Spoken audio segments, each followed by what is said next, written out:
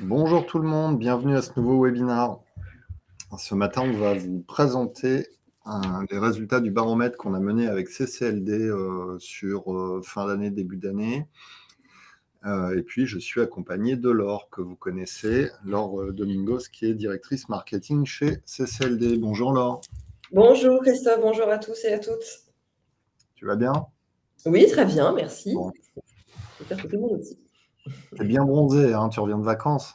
Eh oui, je reviens de Guadeloupe, tout à fait. Donc je mets un peu de soleil.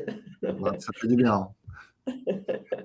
Alors, cette étude, on l'a menée auprès de 2 cibles, hein, comme d'habitude, c'est un baromètre qui est suivi, hein. Cette édition donc a été menée auprès de 928 candidats et 178 RH et nous permet de constater les positions des candidats versus les positions des recruteurs actuellement sur le marché. Tout à fait. Avec un axe qu'on a déterminé sur cette 6e édition autour de 2023, l'année du choix, puisqu'on s'en rend compte, c'est ce qu'on observe sur cette slide, c'est que le matching n'a pas encore eu lieu en 2022 entre RH et candidats, pour plusieurs raisons. Dans l'évolution qu'on mesure par rapport aux questions qu'on a posées aux RH et aux candidats, ce qu'on observe, c'est que les RH ont des difficultés à recruter. En première cause qui est citée par leurs soins, c'est la qualité des candidatures. Et en deuxième, le volume des candidatures, ce qui s'est inversé versus l'année dernière. L'année dernière, il y avait une problématique de volume. A priori, cette problématique, on va en parler juste après, a été résolue. Mais pour autant, il y a un vrai sujet côté recruteur et RH de qualité des candidatures. Et côté candidat, alors que l'année dernière, en 1, c'était le manque de projet qui leur donnait envie, et qui ne donnait du coup pas envie de postuler, est passé en numéro 2, avec la rémunération qui est passée en numéro 1, une rémunération perçue par leurs soins comme en dessous du marché. Donc, a priori, le matching n'a pas encore eu lieu en 2022 entre les deux cibles. N'est-ce pas, Christophe? Tout à fait. Ce qu'on observe aussi en évolution, quand on pose la question aux RH, ils nous disent que leurs pratiques RH ont évolué à 83%. Les RH nous disent qu'ils ont fait évoluer leurs pratiques RH en 2022, alors qu'en face, les candidats nous disent toujours, c'était déjà le cas l'année dernière, que ceci est non perceptible, puisqu'ils sont 57% des candidats à penser que ce n'est pas le cas. Quand on parle de pratiques RH, l'idée c'est de savoir qu'est-ce qu'il y a derrière, et ce qu'on observe en tendance, sur la tendance suivante, c'est que clairement, un écart s'est creusé, alors que les RH nous disent, pour avoir plus de volume de candidatures en 2022, on a travaillé sur le côté nouveaux outils, digital, sourcing, donc ce qui a permis d'avoir du volume de candidatures. En face, les candidats nous disent, concrètement, il y a un peu trop d'intelligence artificielle, trop de digital, et ça manque d'humain. Ce qui peut peut-être expliquer que le match n'ait donc pas eu encore lieu en 2022 entre candidats et RH. Ouais, et Et puis les RH ont probablement travaillé aussi sur leurs ATS et c'est beaucoup moins visible ça côté candidat. tout à fait, tout à fait. Exactement. Donc face à cette situation, concrètement, ce qu'on observe sur cette étude, donc 2023, l'année du choix, c'est que ni candidat ni RH ne trouvent chaussures à leurs pieds, hein. On voit cette magnifique image très féminine, cela dit, mais du coup, effectivement, le match n'a pas encore eu lieu. Et globalement, on s'est aussi intéressé aux tendances. Qu'est-ce qui se passe côté candidat? Où en sont-ils aujourd'hui dans la recherche d'emploi? Dans notre étude, on sait que les candidats qui ont répondu, donc parmi les 928, sont pour les 2/3 en poste, et ces 2/3 nous disent clairement qu'ils ont l'embarras du choix et réfléchissent à 2 fois. Ce qu'on observe, c'est que 50% des candidats se déclarent passifs dans leur recherche d'emploi. C'est plus 3 points versus mai 2022, donc c'est-à-dire qu'ils sont à l'écoute, ils regardent, mais ne font pas forcément acte de candidature en face. Et surtout, ils sont moins pressés que l'année dernière, qu'en mai 2022, puisque concrètement, ils nous disent ma recherche d'emploi, elle n'est pas à 3 mois, elle est plutôt à 6 mois. Donc, ils ont clairement plus l'embarras du choix. On est aussi dans un environnement de plein emploi, ce qui peut expliquer cela. Et sont beaucoup moins réactifs, beaucoup moins proactifs dans leur recherche d'emploi qu'auparavant, puisque ce qu'ils cherchent avant tout, c'est des projets qui leur donnent vraiment envie, et la capacité des entreprises, des recruteurs, mais aussi des opérationnels en face, des managers, à leur donner envie de passer le cap et de changer d'entreprise alors qu'ils sont en poste. Ouais, ils ont aussi besoin d'être rassurés, hein. Je pense qu'il y a aussi le contexte qui joue actuellement entre Entre la guerre en Ukraine, entre les banques américaines qui font faillite, la tech qui commence à licencier, le retail qui licencie aussi énormément. Donc, je pense aussi que les salariés commencent à se dire, bon, je suis peut-être pas si mal là où je suis et il faut vraiment que je trouve l'offre idéale pour me décider à partir et surtout que je sois vraiment rassuré sur mon choix. C'est ça, exactement, tout à fait. Quand on se dit tout ça, puisque pour l'instant le tableau n'est pas vraiment rose, on pourrait se dire: «Bah, on fait quoi? On attend que le train 2023 passe». C'est d'actualité, hein, quand on parle de train, n'est-ce pas Christophe? Voilà, avec tout ce qu'on vit en ce moment. Eh bien, pour nous, l'idée, c'est pas d'attendre que le train passe. Donc, comme vous le voyez, c'est non, on n'attend pas que le train passe. C'est vraiment de se poser les bonnes questions et se dire, bah, comment on travaille en tant qu'entreprise, en tant que recruteur, mais aussi en tant qu'opérationnel, en tant que manager, pour faire en sorte de valoriser des projets qui donnent vraiment envie et que les candidats, bah, soient rassurés dans le fait de pouvoir, changer d'entreprise pour un projet qui corresponde vraiment à leurs envies. Même si il y a quand même un sujet, puisqu'on parlait tout à l'heure de la partie rémunération, qui est le critère, bah, numéro 1 où les candidats nous disent: «Bah, je ne postule pas, enfin, j'éprouve des difficultés, dans ma recherche d'emploi puisque les rémunérations me semblent en dessous du marché». Ce qu'on observe, c'est que 87 des candidats déclarent qu'une offre d'emploi doit préciser la rémunération pour être attractive.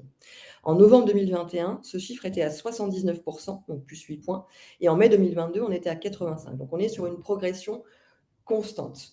Côté rémunération, vous le savez aussi, les job boards ont annoncé il y a quelques mois maintenant, qu'ils ne sponsoriseraient plus d'offres d'emploi sans rémunération. Et quand on voit la stat, d'après les candidats qui ont besoin de la rémunération sur une offre d'emploi, alors qu'on sait que seulement 20 des offres d'emploi sur les job boards contiennent une rémunération, on se dit quand même que c'est un vrai sujet et que la rémunération se doit d'être affichée dans les annonces, dès le départ pour justement que ce frein soit levé, dès l'offre d'emploi et qu'on s'intéresse beaucoup plus au côté projet qu'il y a derrière.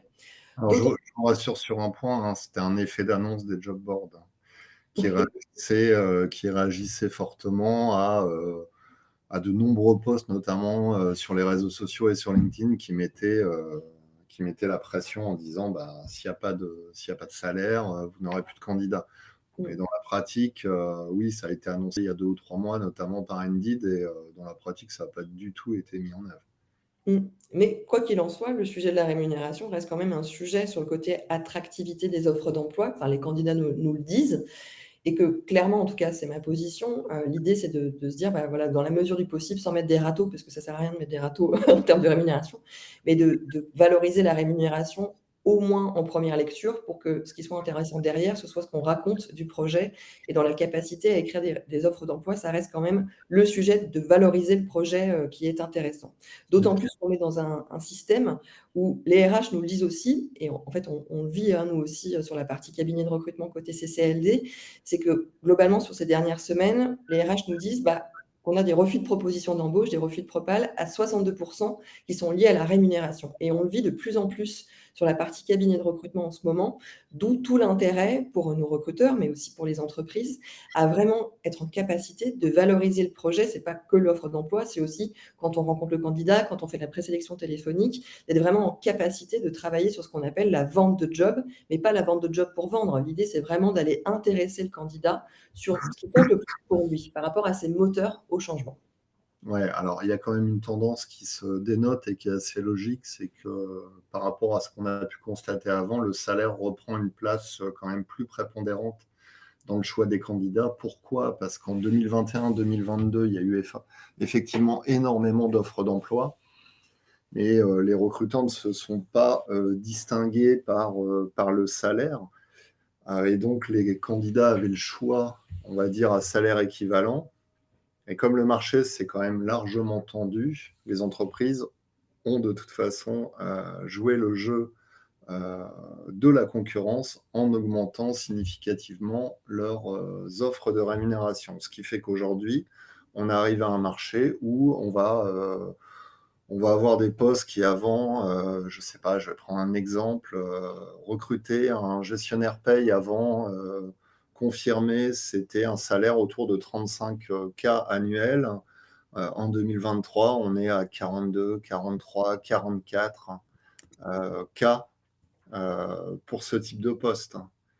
On assiste quand même à un jeu de concurrence assez terrible sur le marché, hein, en termes de rémunération, ce qui pousse les candidats à devenir finalement des mercenaires, Mmh. pour, pour partie. Mmh, tout à fait. Et quand on creuse un petit peu, on sait, enfin, on a mené aussi une étude au mois de novembre sur la fonction commerciale avec vraiment un regard porté sur l'aspect rémunération. Cela dit, ce qu'on observe, c'est que oui, la rémunération fait partie des conditions d'attractivité, notamment des offres d'emploi, et pour autant, c'est pas derrière ce qui engage et dans le process de recrutement et ce qui engage les collaborateurs ensuite lorsqu'ils sont en poste.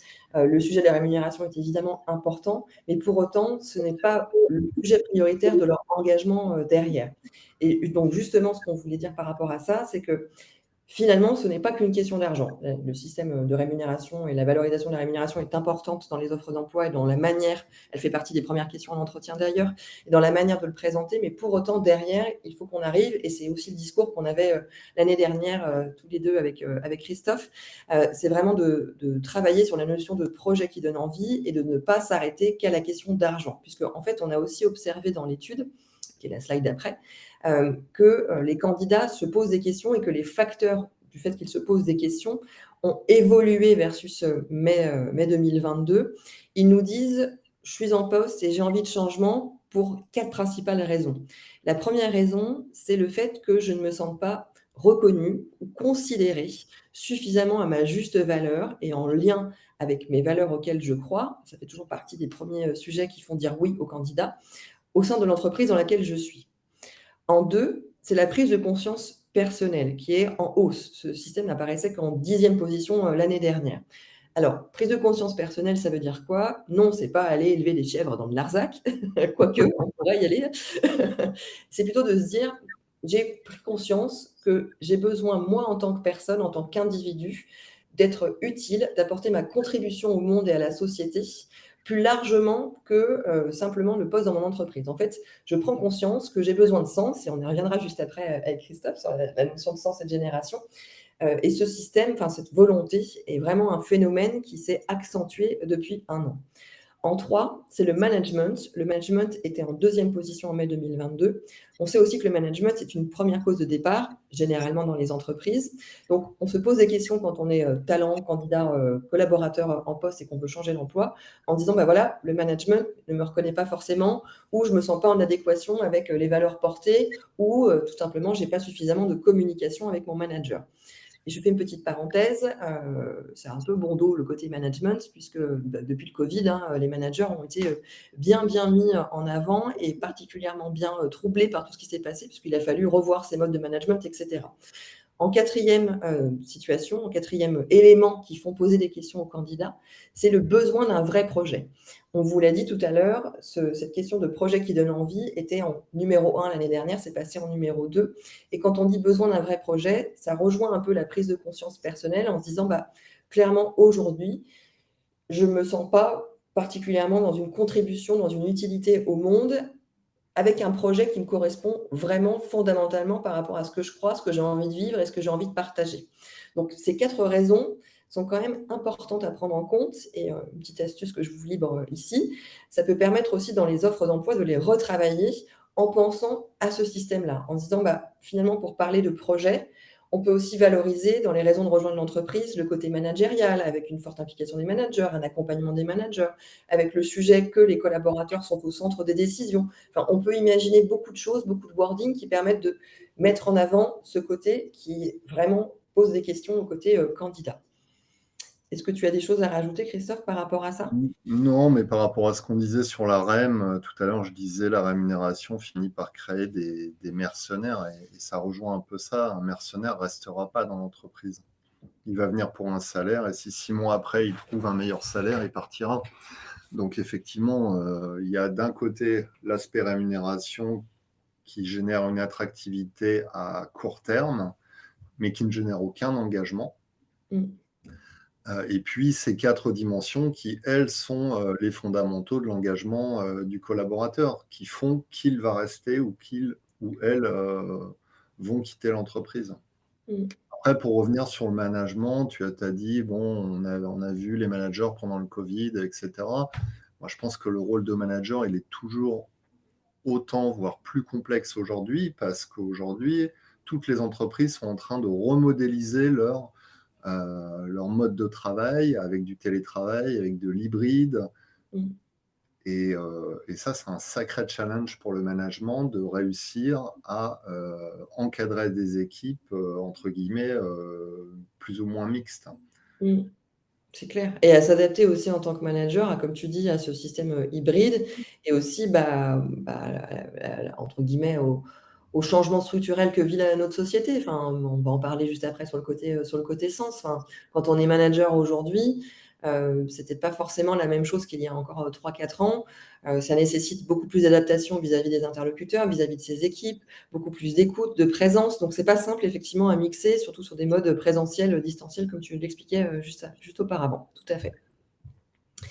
Alors, une fois qu'on s'est dit ça, par rapport à tout ça, pour en revenir sur ce qu'on s'est dit, c'est que clairement pour nous, quand on parle de 2023, l'année du choix, l'heure du choix, c'est de se dire: «Bah, oui, c'est une capacité et une volonté pour les RH, mais pas seulement, hein». Il y a aussi une notion des managers qui recrutent, dans leurs équipes. C'est vraiment une combinaison à 3 chiffres pour ces 2 populations et même au sens large pour, les entreprises, de pouvoir aligner 3 éléments, de mixer habilement 3 éléments. Le premier, tu l'as dit Christophe, c'est la rémunération, pour pouvoir attirer, pouvoir afficher la rémunération, avoir un système de transparence, notamment dans les offres d'emploi. En 2, c'est d'être en capacité de valoriser un projet humain pour séduire et là, encore une fois, c'est d'aller beaucoup plus loin et alors on parle beaucoup de marque employeur en ce moment, mais c'est d'aller beaucoup plus loin qu'une simple promesse marketing. On en a parlé, lorsqu'on a fait cette présentation lors de l'atelier du recrutement, réalisé par MyRHline mi-février. Le côté, de se dire, bah, par exemple, le télétravail, OK, c'est bien, il faut le valoriser dans les offres d'emploi parce que c'est intéressant, il faut le faire et ça intéresse les candidats. Pour autant, 52 des candidats nous disent que c'est pas le critère, le télétravail, indispensable pour dire oui à une nouvelle entreprise. Donc quand je parle de projet humain pour séduire, c'est d'être en capacité de valoriser pas que les avantages, pas que le télétravail, pas que la possibilité de, c'est d'aller un peu plus loin et de se dire, bah, je valorise un projet véritablement humain qui repose sur des hommes et des femmes qui font que l'entreprise dans laquelle je suis avance de manière claire vis-à-vis du candidat. Et en 3, et ça c'est très important, c'est la notion de transparence et de sincérité. C'est que on peut avoir des problématiques dans l'entreprise, on peut en parler tout à fait en entretien en étant, sincère, honnête, en disant: «Bah, voilà, il y a peut-être des difficultés pour lancer un produit», par exemple. Donc du coup, on recrute pour justement, nous aider à faire en sorte de faciliter le lancement de produits. Donc dans une capacité, quand on est RH et ou manager qui recrute, de valoriser humainement une relation, une possibilité d'évolution, mais pas que, une capacité pour l'entreprise à se remettre en question et avoir besoin de personnes qui puissent construire le projet aux côtés d'une entreprise qui est réellement humaine et qui prend en considération ses collaborateurs. Ça doit vous faire sourire parce que vous dites certainement: «Il n'y a pas beaucoup d'entreprises maintenant qui ne prennent pas en compte, l'humain au cœur» et pourtant, il y en a encore pas mal puisque la preuve, les candidats ne changent pas tous, d'entreprise, aujourd'hui. Une question là aux participants, il y a combien de recruteurs avec nous ce matin? Mettez 1 si vous êtes recruteur dans le chat. Ouais, détendez-vous, hein, là ça va trop vite. Il faut y aller doucement, hein. Bon, il y en a beaucoup. OK. Et petite question là pour faire une petite pause dans notre déroulé, comment ça se passe en ce moment, vos recrutements? Est-ce que vous y arrivez? Est-ce que vous y arrivez plus? Est-ce que vous avez des candidats?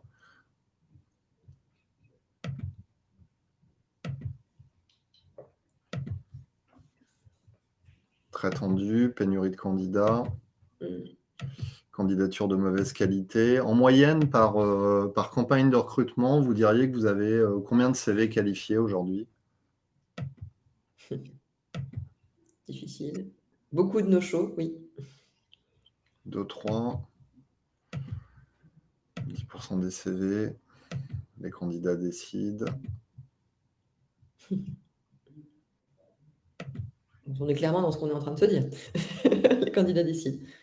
Alors je vous rassure, hein, côté recruteur, c'est exactement le même constat, hein, dans le sens où, les recruteurs sont aussi des candidats potentiels et on a une autre stat qui est que 51 des entreprises aujourd'hui, n'arrivent pas à recruter de recruteurs. Pour Mmh. exactement les mêmes raisons finalement que celles qu'on est en train d'évoquer pour les candidats, la rémunération, le manque de considération, les conditions de travail, le côté humain, les missions, et également la qualité du management. Les recruteurs sont quand même très chahutés depuis 18 mois. Sensation d'épuisement aussi de la part des RH et des recruteurs, hein? Mmh. OK. Difficile de... Peu de candidats, profil ne correspondant pas à nos besoins. Ah, nos clients prennent trop de temps à se décider. Ça, c'est vrai. Il y a 60 des candidats dans l'étude qui nous disent qu'ils ont renoncé à une opportunité quand le process de recrutement était trop long. Donc ce que vous dites est très juste. Ce qui pousse aussi, alors vous allez me dire que c'est toujours les recruteurs qui doivent faire des efforts, mais dans la logique des process de recrutement, c'est vrai que plus que le process de recrutement est court et moins on rencontre, enfin voilà, faire des process de recrutement à 7-8 entretiens, ça existe encore. Enfin, c'est plus possible et en fait, pour pouvoir, faire en sorte que les candidats aussi se décident, c'est cette capacité à raccourcir les process de recrutement, évaluer les soft skills du coup est vraiment, prépondérant dans le sujet, mais c'est aussi valable pour les managers. Bien souvent, les managers ne sont pas formés, à recruter. Donc l'idée, c'est aussi d'accompagner les managers à évaluer les soft skills pour faire en sorte de raccourcir les process de recrutement et faire en sorte que cette stat que je viens de vous dire sur 60 des candidats qui renoncent à une opportunité liée à un process de recrutement trop long n'existe plus à la prochaine édition de cette étude. Qu'est-ce qui est dit encore? Intéressant, tu vois, la partie où, au final, les candidats ghostent, ça, on l'entend souvent en ce moment. Les Oui. candidats répondent et finalement ne se présentent pas en entretien. L'autre chose qui est intéressante dans les commentaires, c'est les candidats sont retenus par leur employeur et se désistent. Mmh. Oui, parce que de plus en plus, on met l'accent sur la rétention des collaborateurs. Donc, un salarié qui vient vous annoncer son départ, bah, là, on va tout faire pour le retenir parce qu'on sait que c'est la galère derrière d'aller recruter quelqu'un. C'est clair. Donc c'est quelque chose qu'on entend beaucoup en ce moment. Et ce qui est dit après le commentaire de Driss, certaines activités d'entreprise sont boudées par les candidats. C'est vrai aussi, mais je dirais que ce côté, secteur d'activité qui sont un peu boudés, c'est pas nouveau en fait. Enfin, ça a toujours été, je pense notamment au secteur industriel. On a réalisé là 2 salons, dernièrement sur la partie industrie. Bah, le secteur de l'industrie souffre quand même du côté valorisation des métiers, méconnaissance des métiers. C'est pas nouveau, donc c'est aussi encore une fois une action de la part des entreprises de pouvoir, valoriser, les projets, valoriser ce qui peut être fait. Enfin, je pense à certains de nos clients dans la partie industrielle qui ont vraiment pris, ce sujet à bras-le-corps et qui participent grandement à la valorisation et à une meilleure connaissance des métiers, dans l'industrie. Donc c'est vrai que ça demande des efforts en permanence pour que ces secteurs d'activité soient attractifs et que soient sexy. Et puis il y a aussi une dimension qu'on voit assez rarement dans les annonces, parce que très clairement, hein, les annonces de recrutement sont les mêmes depuis 20 ans Ouais, en termes de wording. Et ce qu'on voit quasiment jamais dans les annonces, c'est nous allons vous former à. c'est vrai. C'est-à-dire que la notion de formation est quasiment inexistante des offres d'emploi. Pourtant, c'est un des leviers les plus performants pour attirer les personnes à vous, de leur dire venez chez nous, Mmh. on vous propose tel type de mission, on vous accompagne, on vous forme, on a telle solution, tels outils. Voilà le cursus. En fait, les candidats, comme tous les salariés aujourd'hui, ont un besoin permanent de rester employable. C'est ça. Donc, Et cette d'apprendre. notion, et d'apprendre donc cette notion, et il faut vraiment la travailler et vraiment la mettre en avant. Il y avait une question, quelle est la durée moyenne d'un processus de recrutement du premier entretien à la promesse d'embauche? Nous, dans nos stats, la moyenne constatée, c'est 8 semaines, 8 à 9, enfin 8 à 12 semaines, hors préavis, etc. Ouais, et nous dans nos stats et dans les recrutements pour lesquels on accompagne le client, on est, ouais, de l'ordre de 6 semaines, à peu près. Mmh. 5 à 6 semaines. Plus nouvelle des candidats, oui. Alors, c'est vrai aussi, hein, Sybille nous dit: «Je comprends que les candidats parfois ne se présentent pas, ils sont confrontés aussi à des approches très peu personnalisées. Quand on les traite comme un numéro, ils nous prennent aussi pour des numéros». Oui, c'est vrai. C'est ce Mmh. qu'on disait d'ailleurs au début, hein, les candidats reprochent aussi un processus trop digitalisé.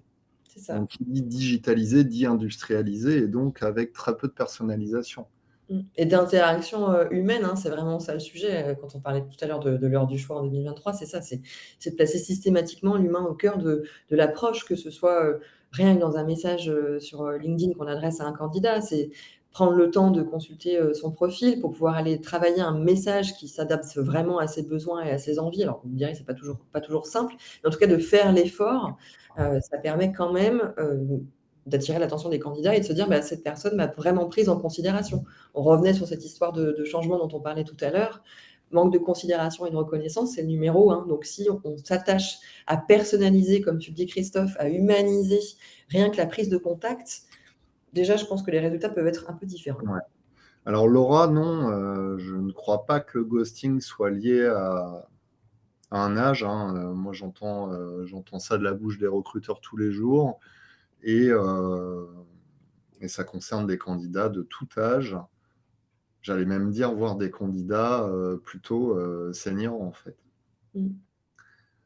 Parce qu'évidemment, pour faire jouer la concurrence, on ne fait pas jouer la concurrence sur tous les métiers, hein.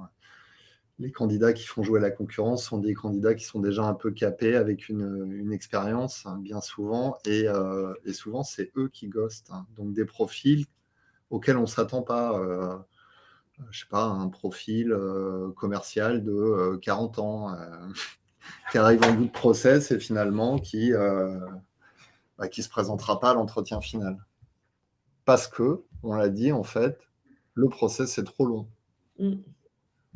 Bien souvent, c'est ça, hein, la cause du ghosting, hein, c'est la durée de votre process, hein. Mmh. C'est ce que dit Lucas: «Réduire le temps de recrutement, semble indispensable pour les candidats. Le procès de recrutement semble indispensable pour les candidats et les recruteurs». On est vraiment là-dessus. Après, c'est pas toujours simple de prendre des décisions, rapidement. Il faut qu'elles soient éclairées.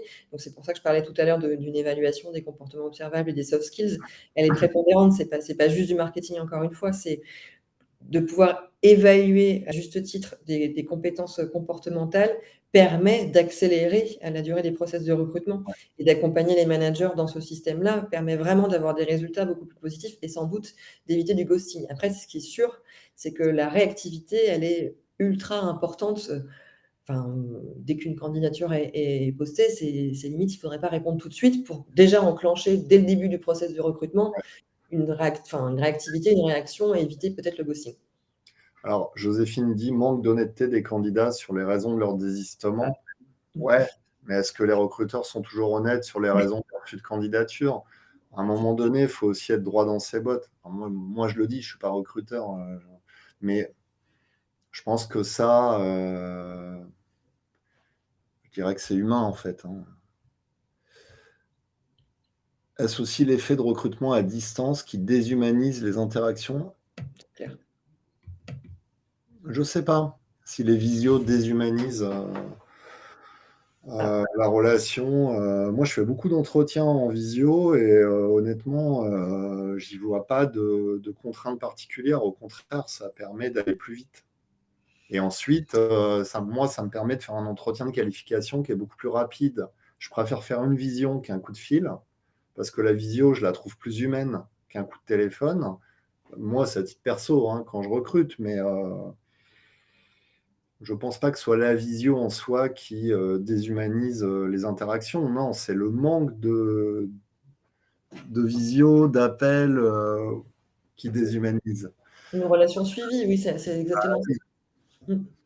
Après, ce qui est drôle, c'est que dans notre étude aussi, on a posé la question, aux candidats de savoir quel est, finalement le mode d'entretien, préféré avec, les recruteurs, avec les entreprises et ce qu'ils nous disent, c'est que la visio apparaît en troisième position. L'entretien physique vient en première position, ce qui n'était plus du tout le cas, en sortie de covid, hein, donc je sais pas si ça déshumanise. Je suis plutôt d'accord avec toi, Christophe, sur le fait que, voilà, il faut créer cette relation et que la visio sur un premier contact, peut paraître hyper intéressante.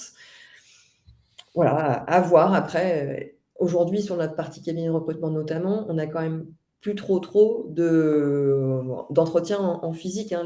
Nos consultants en recrutement réalisent quand même beaucoup d'entretiens, en visio, donc c'est assez drôle le paradoxe où les candidats nous disent: «Bah, en un, pour moi, c'est l'entretien physique», alors qu'en réalité, bien souvent, ça les arrange aussi, d'être Ah oui, d'être en visio. Mmh. clairement.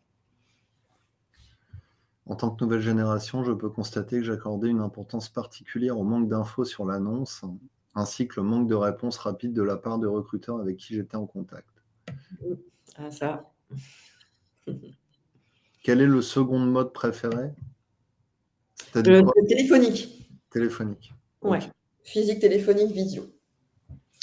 Et finalement, à travers tout ce qu'on se raconte là, Christophe, est-ce que tout ça, ce serait pas lié aussi au sens? Je fais une belle transition, qu'est-ce que tu en penses? Vas-y. Et je sais que tu prépares quelque chose, par rapport en rapport avec ces 2 Ah, slides. je savais Donc pas que tu allais faire le coup. pour continuer sur ce webinaire, après tous ces échanges hyper intéressants et du coup, je pense qu'on va débattre aussi sur le côté sens, hein, juste après. Est-ce que finalement tout ça serait pas qu'une question de sens? On a posé effectivement ces questions dans le cadre de notre enquête où ce qu'on observe, c'est quand même des stats et je vais prendre le temps de les lire posément parce qu'il y a deux diapositives dans ce sens-là, qui sont quand même, intéressantes.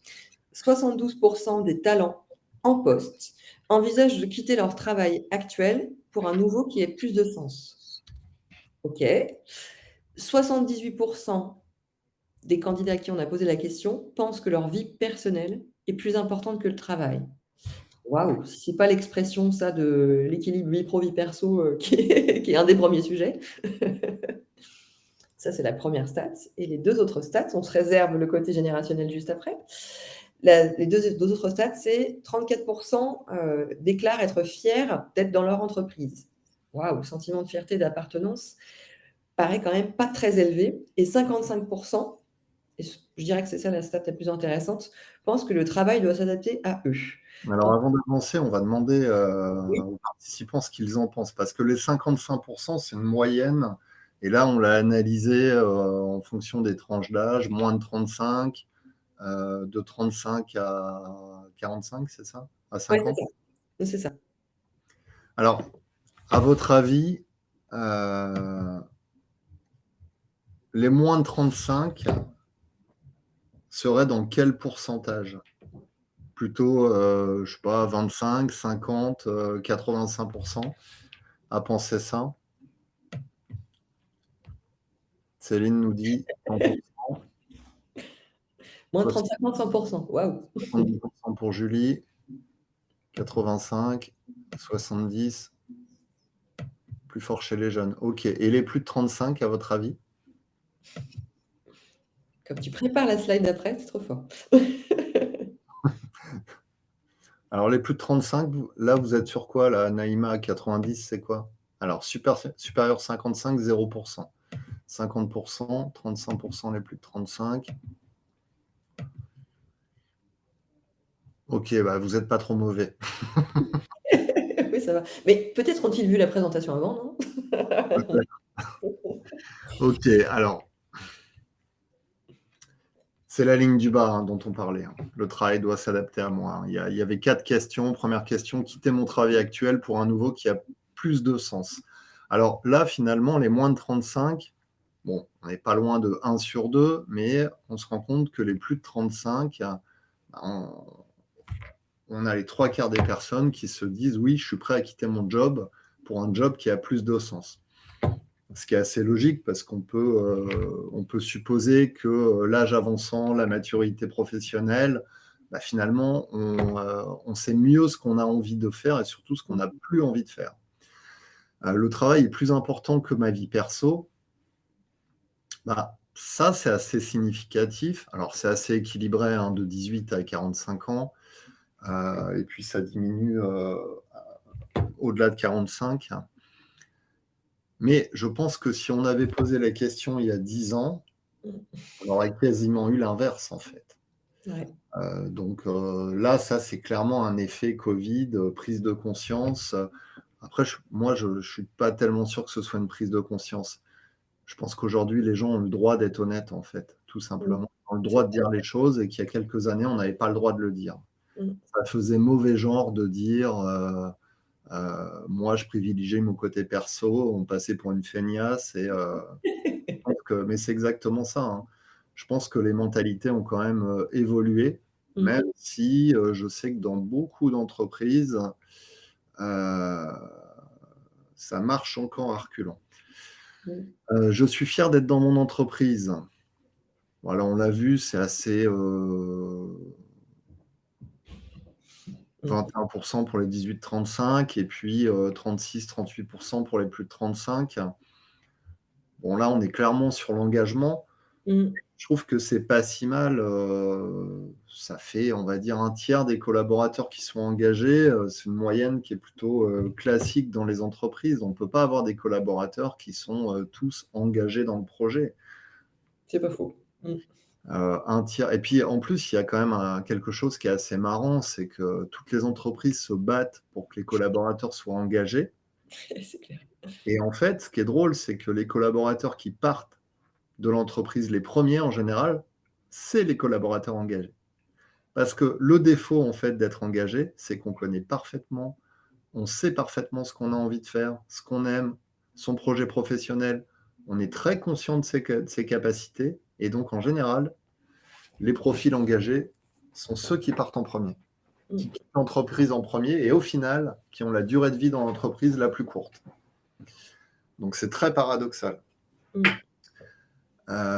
Et puis la stat la plus marrante, hein, c'est le travail doit s'adapter à moi. Et puis vous aviez raison, les moins de 35 ans sont 89% à estimer que le travail doit s'adapter à eux. Donc Laure rigole parce que sur une Oui. intervention, j'avais dit cool, bah, maintenant on sait qu'il faut uniquement recruter des plus de 35. Voilà, j'attendais la petite blague. Ah, t'attendais la blague. Mais en fait, c'est normal.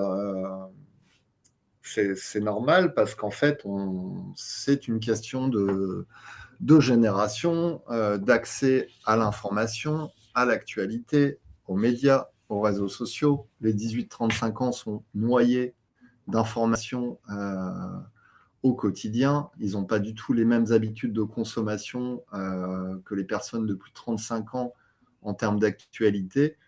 Et donc, toute la journée, on leur dit, le travail va s'adapter à vous, le travail doit s'adapter à vous, l'entreprise doit s'adapter à vous. Et ils avalent ces belles paroles à longueur de temps, alors que les personnes de plus de 35 ans qui ont déjà une petite expérience de la vie professionnelle savent très bien Mmh. que tout ça ne va pas se faire en 5 minutes. C'est clair. Je m'attendais à ta petite blague, j'adore. Ça y est, elle est là. Je ne sais pas si je vais le rediffuser, ce replay.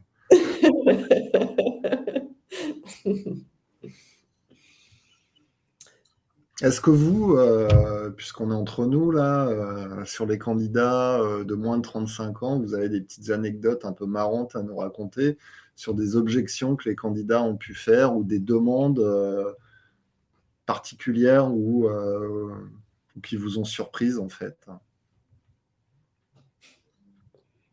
Vous apparaissez en anonyme dans le chat. Vos noms ne seront Diffusée. pas diffusés. Contrairement à ce que tu viens de dire. Je quitte mon job, ma femme me quitte. Ouais, bah ça je l'ai fait aussi. J'ai divorcé, j'ai changé de job. Travailler sur la terrasse extérieure. OK. OK.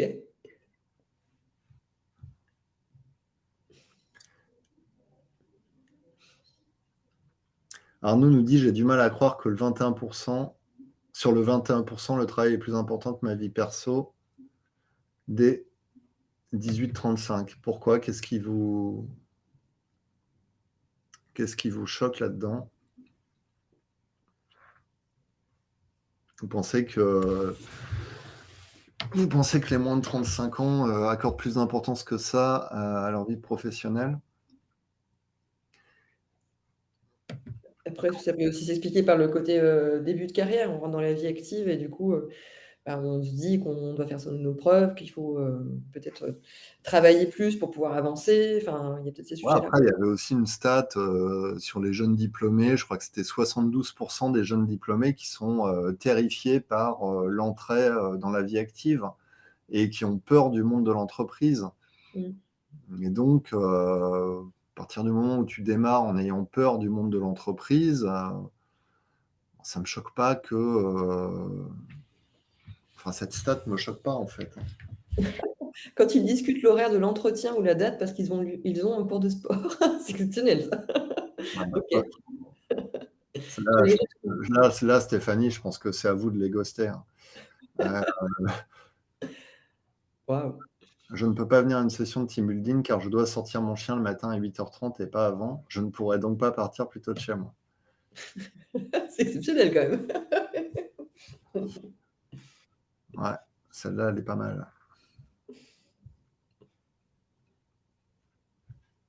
C'est tout? Vous avez que ça? Moi, je pensais écrire un bouquin là-dessus.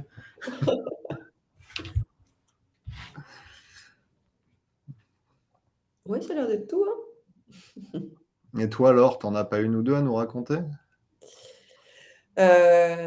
Si, la charge de travail est trop conséquente, beaucoup trop de sujets en même temps, donc j'arrête. J'ai déjà entendu ça. Voilà. Ça vous choque quand il s'agit du chien, mais là même avec la crèche et les enfants, tout le monde aurait trouvé ça normal? Non. Ah, Ouais, alors moi, oui, je trouve ça normal, mais j'ai jamais comparé des êtres humains avec des animaux.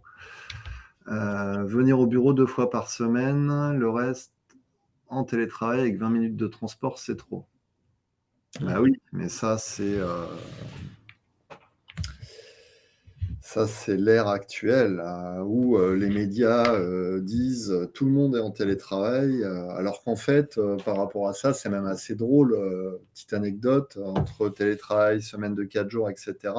En ce moment, on est en train de mener notre étude sur le moral de la fonction RH et justement, dans cette étude, on leur pose la question du télétravail. Combien de jours dans l'entreprise? Est-ce qu'il y a une semaine de 4 jours, etc. Pour savoir si eux ont le droit aux mêmes acquis que les salariés. Et quand on leur demande le nombre de jours de télétravail octroyés dans l'entreprise, je crois qu'à 33%, c'est 1 jour. ah oui. C'est la stat la plus forte. Et après, à 25%, 2 jours. Et puis 18%, pas de télétravail. Donc ça veut dire qu'il n'y a que 30% des boîtes qui offriraient plus de 2 jours de télétravail. On a 900 répondants à cette étude, hein. C'est quand même significatif. Ensuite, quand on leur demande s'ils ont mis en place la semaine de 4 jours, dans la réalité, 1,80% l'a mis en place. Ah oui, OK. Et je crois que c'est 2, je ne sais plus combien qui nous disent non, mais on va le mettre en place. Et donc, 95% des boîtes qui nous disent non, non, c'est pas du tout un projet à l'ordre du jour. Donc, il y a aussi ce problème de j'allume ma télé ou je regarde YouTube ou je regarde TikTok ou je me connecte n'importe où et là, on va me dire oui, tout le monde est en semaine de 4 jours, tout le monde est en télétravail, en full remote. Non, en fait, c'est faux. C'est une minorité des boîtes, hein, sauf que ça a été ultra médiatisé. Donc, les candidats s'attendent à ça. Et puis il y a des postes dans lesquels le télétravail est juste impossible. Je pense au secteur industriel notamment ou sur la partie distribution. Enfin, c'est pas possible d'être en télétravail quand on est, hôte ou hôtesse de caisse, dans un supermarché ou sur la partie industrielle quand on est à la production. Donc effectivement, Je ne peux pas accepter le poste car je dois partir tous les jours à 17h car je n'aime pas trop prendre le métro avec trop de monde. voilà, sujet d'agoraphobie pour le coup.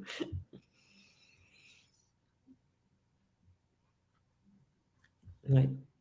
Vous parlez des jeunes pour la dernière remarque. Ils font ce qu'ils veulent, partent du travail quand ils le veulent, tout le temps sur les portables, tout le temps en train de négocier.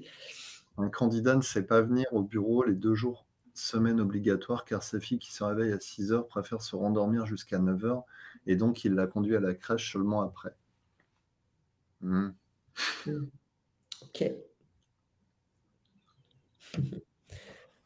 Ouais, bah, en fait, c'est le résultat de la surconsommation médiatique, hein, Mmh. de toutes les conneries qu'on peut voir à droite à gauche, hein.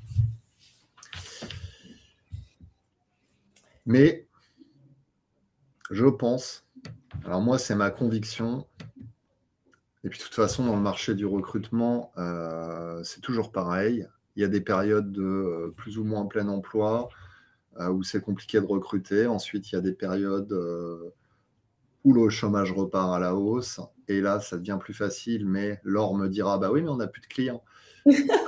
plein de candidats.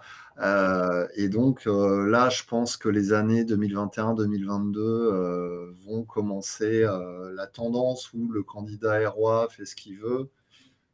Je pense qu'avec tous les événements socio-économiques actuels, ça risque quand même Ça va être à nouveau. de fortement changer. D'ailleurs, il y a quand même pas mal de cabinets de recrutement qui m'ont dit mes clients ont coupé les campagnes de recrutement, ont gelé les contrats.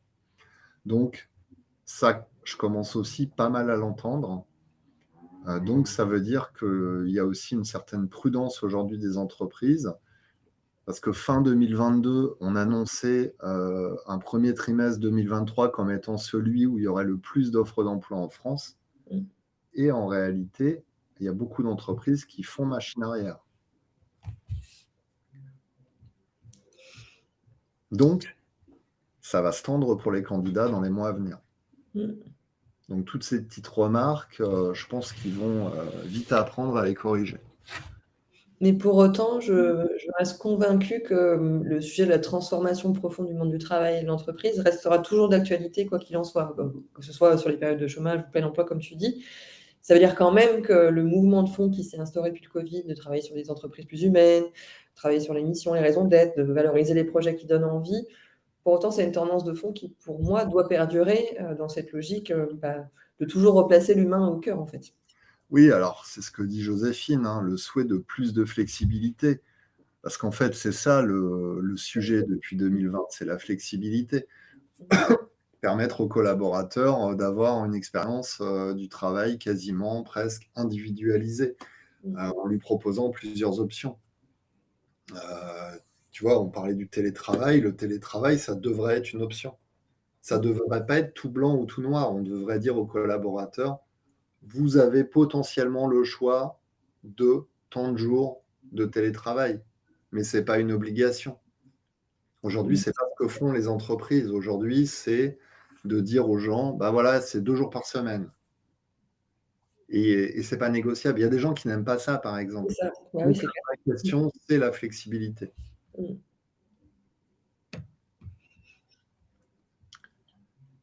Bah, c'était Peut-être ces petits échanges marrants là autour d'un café le jeudi matin. du coup, on peut peut-être passer à la Ouais. dernière partie sur, en tout cas, ce que l'étude de Magazine Repère, peut nous dire sur, les solutions, les choses à mettre en œuvre. Clairement, en tout cas, c'est le souhait qu'on porte, c'est qu'en 2023, donc toujours pareil, c'est l'heure du choix. On fait donc le choix de prendre la parole en tant que RH pour faire bouger les lignes. Je dis pas ça, gracieusement, gratuitement. C'est aussi en lien avec un sujet, qui me tient particulièrement à cœur, c'est le sujet de la marque employeur.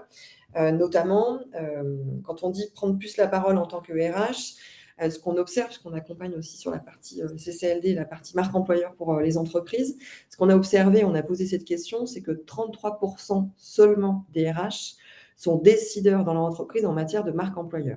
Et en tout cas, c'est ma conviction profonde, pour que ça fonctionne, pour que cette transformation profonde des entreprises continue en replaçant l'humain au cœur, les RH doivent être au centre des décisions concernant notamment la marque employeur. Et c'est ce qu'ils nous disent d'ailleurs, puisque c'est la partie gauche de la slide.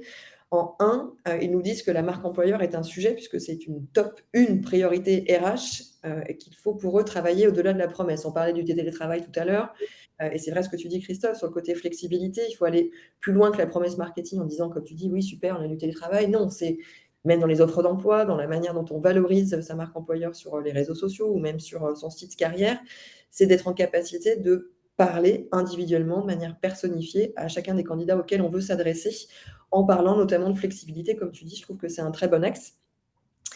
Et c'est ce qu'on disait tout à l'heure. Et donc, quand je dis replacer l'humain au cœur, pour moi, clairement, les RH doivent être au centre des décisions des sujets marque employeur, en accompagnant le CODIR, en accompagnant les directions générales, en accompagnant les managers, pour que ce soit vraiment un projet marque employeur qui aille au-delà de la simple promesse et que des mots, c'est tout beau, on a du baby-foot et c'est génial.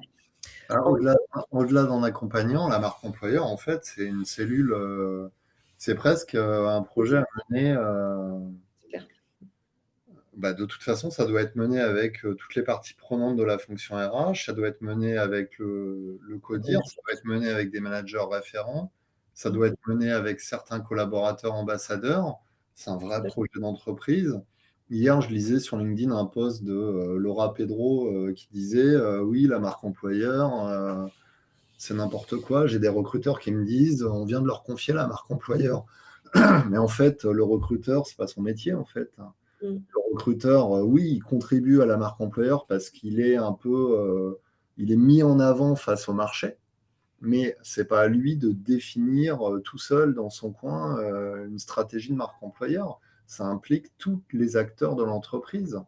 De la communication au marketing, comme tu l'as dit, au Exactement. directeur général. Enfin, c'est vraiment un travail, commun, global d'entreprise et comme tu l'as dit, avec des collaborateurs, ambassadeurs ou non, enfin, ce qu'on aime bien faire, nous aussi de notre côté, c'est de pouvoir faire des ateliers avec des collaborateurs, bah, volontaires évidemment, pour aller comprendre la réalité de leur métier, de ce qu'ils vivent dans l'entreprise, et du coup, c'est hyper important et comme tu le dis, les RH ne peuvent pas mener, de front ça tout seul. Enfin, c'est vraiment une affaire d'entreprise pour le coup. Mais ce que je disais, c'est surtout que tu as beaucoup de boîtes qui se disent: «OK, on va faire de la marque employeur. Ah bah tiens, Michel, tu es responsable recrutement, c'est toi qui prends le truc». Mmh. Un peu comme les boîtes qui se disent: «Ah tiens, on n'a pas de stratégie QVCT. Ah bah tiens, Julie, tu es responsable du développement RH, demain tu vas aussi prendre la QVCT». C'est ça la problématique aujourd'hui, c'est que pour traiter ces sujets, bah, il faut créer des fonctions. On ne Mmh. peut pas venir surcharger un responsable recrutement en lui disant: «Demain, tu vas aussi gérer la marque employeur».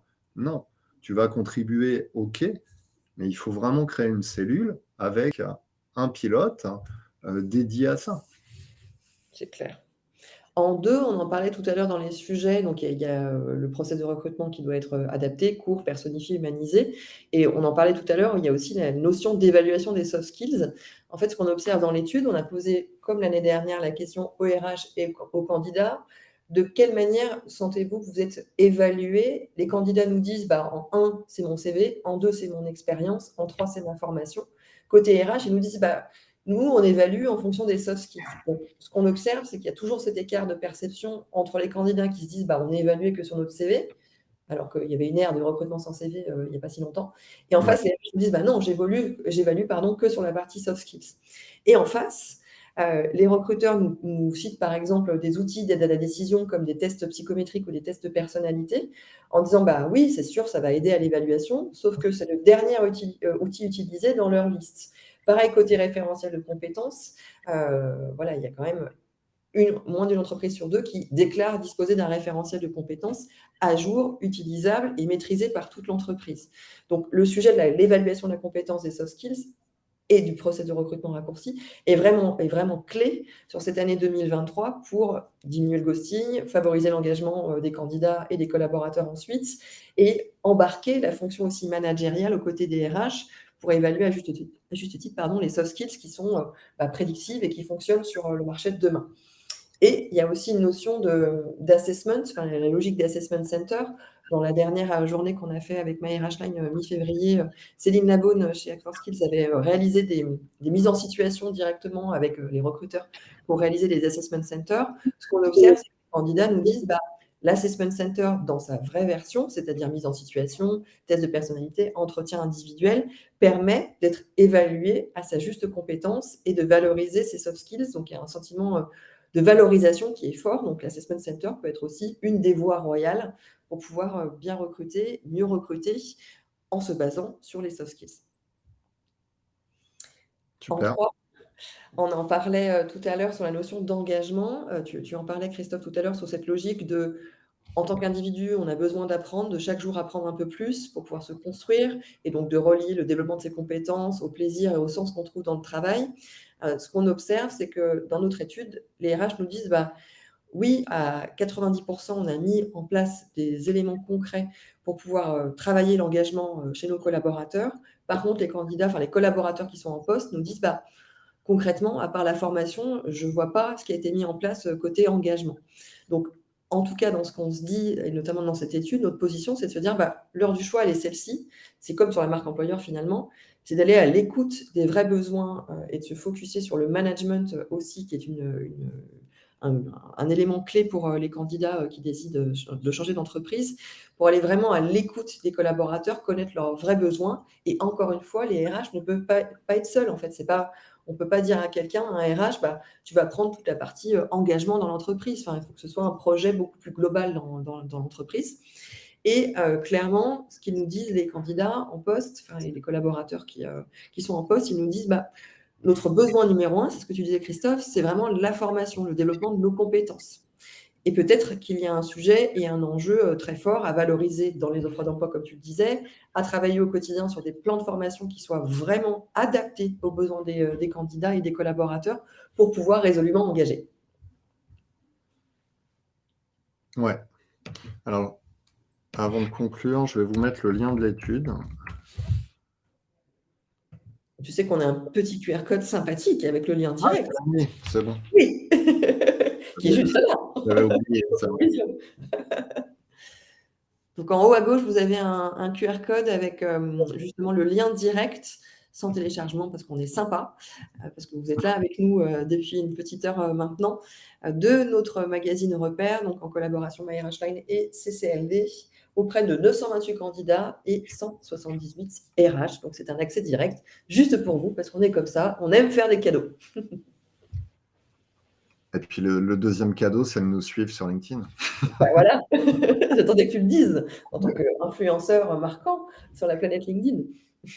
En plus, vous pouvez venir commenter mes posts, hein, parce que ces sujets-là, je les traite assez souvent et je suis assez friand de vos commentaires, de vos réflexions sur ces sujets. Eh ben, merci, Laure. Eh ben, merci Christophe. Et merci à tous pour votre participation active, toutes les questions, c'était top. Et puis, on se revoit au prochain numéro, prochaine étude, prochain baromètre. Il va être lancé quand horizon du mois de mai, par là? Ouais, par là, je pense, ouais. Enfin, de toute façon, on va se revoir très vite, comme d'habitude. Oui, non, mais pour voir quel est le prochain point de... Je pense qu'on va s'orienter sur juin, je pense, pour une nouvelle mise à jour à 6 mois. Ça peut être hyper intéressant. Ouais, ça marche. Eh ben, merci à toutes et à toutes. On vous souhaite une bonne journée. Merci, au revoir. Bonne journée. Salut Laure. Salut Christophe.